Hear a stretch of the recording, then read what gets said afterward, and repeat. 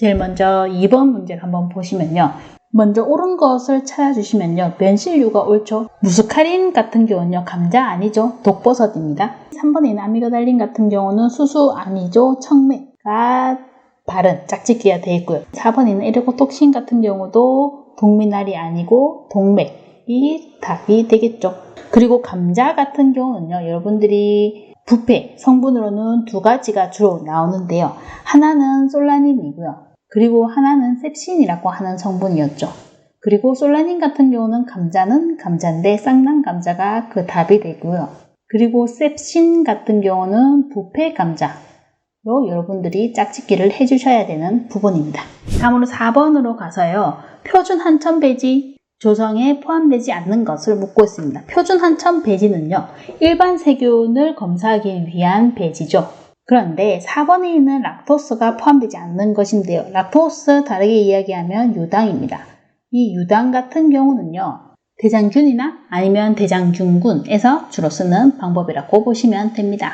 다음으로 5번으로 보실까요? 소독제와 소독제 사용하는 농도 연결이 틀린 것은 이라고 되어 있는데요. 내용들 보시면 알코올 같은 경우는 36% 수용액을 쓰는 것이 아니라 보통은 70% 수용액을 사용을 하게 됩니다. 그래서 3번이 틀린 것.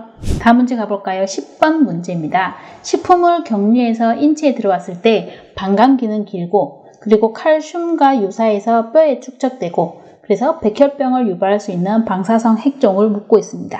뼈에 축적된다는 것 여러분들 찾아보시면 스트론튬이 그 답이 되겠죠. 여기서 지금 또 다른 방사성 핵종으로는 여러분들이 요오드를 한번 받으시면 되는데요. 요오드 같은 경우는 방광기는 짧습니다. 그리고 갑상선에 영향을 주는 것이 요오드가 되겠죠. 식품 조사 처리에 이용할 수 있는 선종이 지금 3가지가 있는데요. 감마선, 전자선, X선이 있습니다. 그리고 코발트 60 같은 경우는요. 감마선을 방출하는 선원으로 코발트 60을 이용할 수가 있습니다. 다음은요. 11번 문제로 가서요. 차염소산 나트륨 소도록 하는데 비해리형 차염소산으로 존재하는 양이 가장 많을 때의 pH를 묻고 있습니다. 차염소산 나트륨 같은 경우는요. pH에 따라서 비해리형 차염소산이 존재하는 양이 달라지거든요. 그리고 산성으로 갈수록 비해리형 차염소산으로 존재하는 양이 많아지고요. 그리고 염기성으로 갈수록 더 적어지게 됩니다. 그래서 여기서는 pH가 가장 낮은 pH 4.0을 찾아주시면 되겠습니다. 다음으로 17번 문제를 보시면요. 다이옥신이 인체 내에 잘 축적되는 이유를 묻고 있는데요. 다이옥신 같은 경우는 지용성 성분입니다. 그래서 인체 내에 잘 축적되는 이유는 지방에 잘 녹기 때문에 우리 몸에 있는 지방 조직 내에 축적이 잘 되는 것이죠. 그래서 답은 2번이 되겠습니다. 다음 문제 18번 문제로 가서요. 방사능 물질과 방사선 조사에 대한 인체와 식품의 영향에 대한 설명으로 틀린 것을 묻고 있는데요. 방사능 물질과 방사능 조사에 대한 것으로 한번 보죠. 1번이 틀린 것인데요. 방광기가 짧을수록 위험한 게 아니라 방광기가 길수록 위험하게 되죠. 그리고 나머지는 여러분들 맞는 표현이니까 한번 보시고요. 그리고 감수성이라고 하는 것을 한 번씩 헷갈려 하시는 분들이 계신데요. 감수성이라고 하는 것은 외부 자극을 받아들이고 반응하는 성질이라고 보시면 됩니다. 그래서 감수성이 크면 클수록 외부 자극에 대해서 더 크게 반응을 한다고 보시면 되죠. 그래서 감수성이 크다라고 표현을 하면요. 보통 병에 취약하다라고 이해를 하시면 되고요.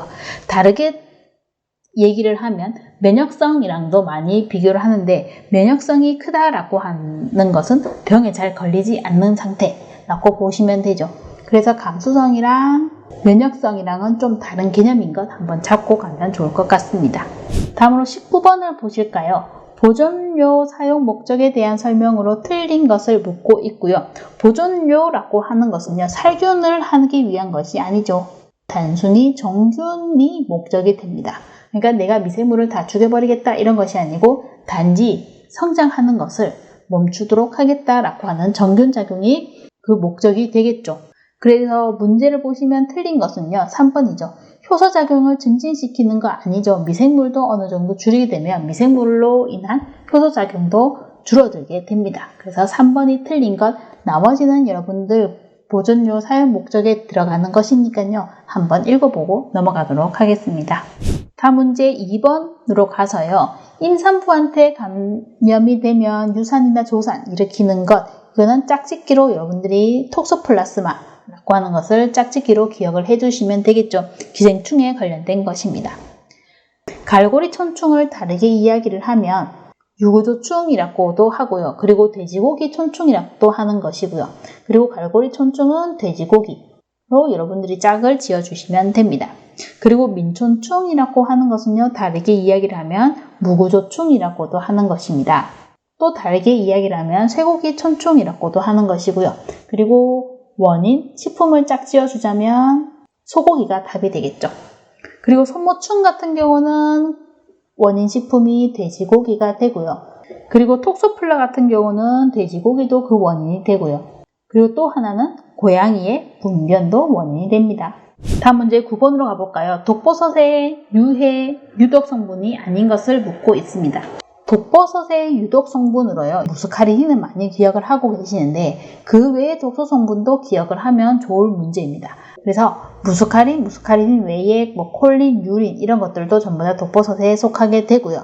아니면 리신 같은 경우가 피마자유에 들어있는 유독 성분이잖아요. 그래서 이렇게 짝짓기를 하고 계셨다면 리신이라고 찾아낼 수도 있는 문제였죠. 다음으로 13번으로 가서요. 굴 모시조개에 의한 식중독 독성분을 묻고 있습니다. 여러분들이 굴 모시조개라고 했을 때 바지락독을 떠올리시면 되고요. 여기서 바지락독은 베네루핀 여러분들이 찾아주시면 되겠습니다. 1번에 있는 사시톡신 같은 경우는 마비성 폐독이고요. 대표적인 식품으로는 대합이 있겠습니다. 그리고 3번에 있는 테트로톡신 같은 경우는 보고에서 문제가 되는 독성분입니다. 그리고 4번에 있는 에르고톡신 같은 경우는 맥각독 성분입니다. 다음으로 15번 문제 보시면요. 식품 첨가물 공전상에서 표준 온도가 몇 도냐라고 찾아주라는 내용인데요. 이 표준 온도라고 하는 것은요. 식품 첨가물 공전도 그렇고요. 또 식품의 기준 및 규격에서도 온도 기준은 같습니다. 그래서 여러분들이 문제 나왔을 때 표준 온도 아니면 상온, 실온, 미온 이런 것들을 좀 정리를 해두시면 좋습니다. 먼저 문제에서는 표준 온도에 대해서 물었고요. 표준 온도는 20도씨가 되겠죠. 그러면 15에서 25도씨는 무엇이냐? 라고 하면요. 15에서 25도씨는 상온이라고 하고요. 그리고 1에서 35도씨로 되면 실온이라고 이야기를 하고요. 그리고 30에서 40도씨라고 하면 우리는 미온이라고 이야기를 합니다. 여러분들이 온도 범위가 이 정도는 된다라고 눈에 익혀두시면 좋을 것 같습니다. 다음으로 17번으로 가볼까요? 감염 경로가 경구감염 그리고 경피감염. 경피감염 된다는 게 큰 힌트가 되겠죠. 그리고 대변과 함께 배출된 충란은 30도씨 전후에서 온도에서 부하해서 이런 내용들이 있습니다. 그리고 이 기생충은 무엇이냐라고 묻고 있죠. 인체의 피부와 접촉으로 감염이 된다. 이런 특징을 가지고 있는 것이 우리가 구충이었죠. 지금 보기에 있는 것은요. 전부 다 채소에 의해서 생성되는 기생충이라고 보시면 됩니다. 그런데 기생충 중에서 보통 채소에 의한 기생충은요. 경구감염으로 많이 들어오거든요. 그런데 특징적인 게 두 개가 있었는데 그 중에 하나가 구충이었죠. 구충 같은 경우는 그 감염 경로가 경구감염 플러스 경피감염이라서 특징적인 거였고요. 그리고 또 하나는 요충이 특징적인 거였는데 요충 같은 경우는 일반적으로 성충이 밤에 항문 주위나 회음부에 기어다니면서 산란을 하게 되는 거죠. 그래서 가려움증을 동반하는 것이 특징이었습니다. 그래서 이 특징적인 거 두 개 한 번 더 여러분들이 기억을 해두시면 좋을 것 같습니다. 다음으로 20번으로 가볼까요? 짝짓기 문제입니다. 질병과 관련이 없는 동물 영역을 찾아주세요 라고 하는 짝짓기 문제고요. 4번은 페디스토마가 틀렸죠. 페디스토마 같은 경우는요. 가재나 개가 원인이 됩니다. 그리고 이 페디스토마 같은 경우는 제1중간 숙주도 있고 제2중간 숙주도 있었는데 가재나 개는 제2중간 숙주가 되고요. 그리고 나온 김에 제1중간 숙주도 한번 보죠. 제1중간 숙주는 다슬기였죠. 그러면 담소와 관련이 되어 있는 것은 무엇이냐 하면 간디스토마입니다. 간디스토마 같은 경우가 담수어, 붕어, 잉어가 관련이 있는 것이었고요. 그리고 이 담수어, 붕어, 잉어 같은 경우는 제2중간 숙주였죠. 그러면 제1중간 숙주는 무엇이었느냐? 라고 하면요. 제1중간 숙주는 외우렁이였고요. 다음으로 5번 문제 가볼까요? 용어의 정의에 대해서 묻고 있는 거죠. 중요관리점에서 모니터링 측정치가 허용 한계치를 이탈을 했다. 그런데 영향을 받은 제품을 배제하고 중요관리점에서 관리 상태를 신속 정확하게 정상으로 위치시키기 위해서 행해지는 과정. 그러니까 모니터링 측정치가 허용 한계치를 이탈했을 때 내가 행해지는 과정을 무엇이라고 하는가? 라고 묻는 문제고요. 우리는 이것을 개선 조치라고 이야기를 합니다. 4번에 있는 검증 같은 경우도요. 여러분들이 용어 정리를 한번 보시면 좋은데 검증이라고 하는 것은 해썹 관리 계획의 유효성과 실행 여부를 정기적으로 평가하는 어떠한 활동들을 이야기를 합니다. 그래서 내가 개선 조치하는 거나 이런 것들이 과연 유효성이 있는가, 실행 여부를 잘 하고 있는가 이런 것들을 정기적으로 평가하는 활동이라고 보시면 되죠. 다음으로 7번 문제 가서요. 인수공통 감염병 종류를 알고 있으신가요? 라고 묻는 문제고요. 인수공통 감염병이라고 하는 것은 동물과 사람이 같은 병원체에 의해서 병이 생기는 것이라고 여러분들이 개념을 알고 계시면 되고요. 여기서 관계가 먼 것은 3번의 이질이 되겠죠. 나머지는 여러분들이 인수공통 감염병에 속한다 라고 묶어서 나온 김에 기억을 해두시면 좋을 것 같습니다. 다음으로 9번으로 가볼까요? 또 해썹에 관한 문제입니다. 해썹에 관한 설명으로 틀린 것을 묻고 있고요.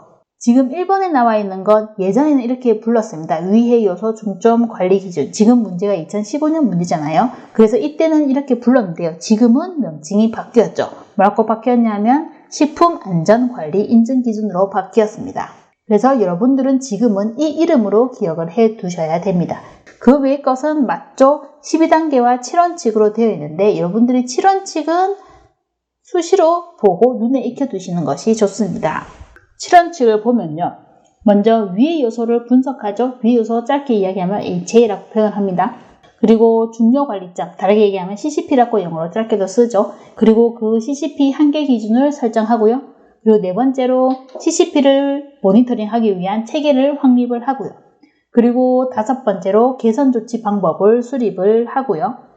그리고 여섯 번째로 검증 절차나 방법을 수립을 하고 일곱 번째로 문서화나 기록 유지 방법을 설정을 하게 됩니다.